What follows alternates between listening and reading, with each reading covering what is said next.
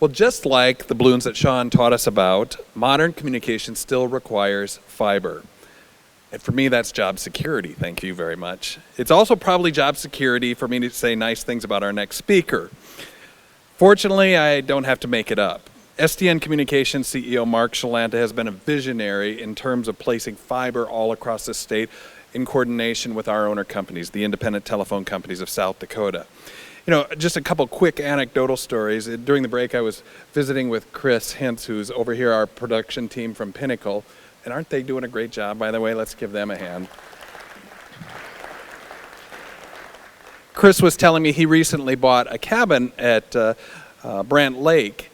And although he doesn't have fiber to his home in Sioux Falls, ITC Communications out of Little Clear Lake, South Dakota, provides, Jim Kane is here from ITC, provides fiber to his lake home. Similarly, I live in the core of Sioux Falls. I do not have fiber to my home, but my family has a weekend river place on the James River, and Golden West provides fiber to that place.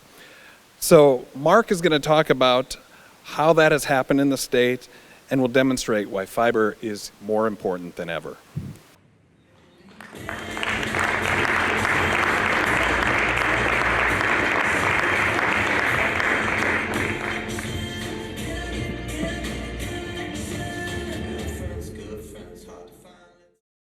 First of all, Vernon, of course, gave a nice thanks to Pinnacle, but I wanted to also just give a kind of a shout out to Vernon and Nikki and Cheryl, really, for all of their activity in organizing today. Lining up all the speakers we've had.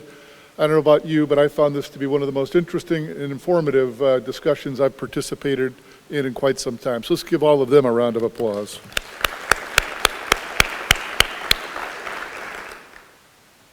I would also just comment, at your seats, you'll find some posters, and I would encourage you, take them back to your office. If you need some more of those, reach out to Vernon, reach out to Nikki. We'll get them to you.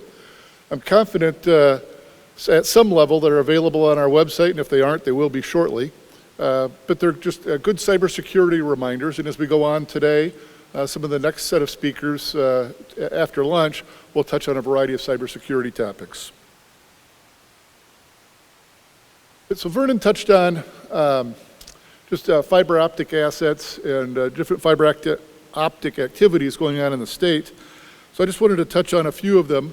And we're, as Vernon said, owned by the independent phone companies of South Dakota. So a lot of our activity in the state is, from a consumer standpoint, is focused in the rural markets, but we have a very active urban marketplace as well in supporting some of the largest enterprises in the state of South Dakota, including state and federal governments. So let's touch a little bit on the activities within the state. The colored areas on the map, they reflect the areas that are served by the independent phone companies in the state. And that covers about 80% of the state's landmass.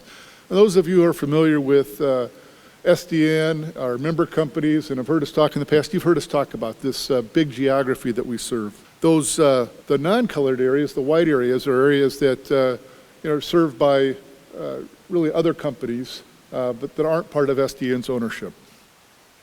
Just touching on other aspects of rural broadband, you heard like Jason and Mike talk about kind of 5G deployments and some of those early discussions.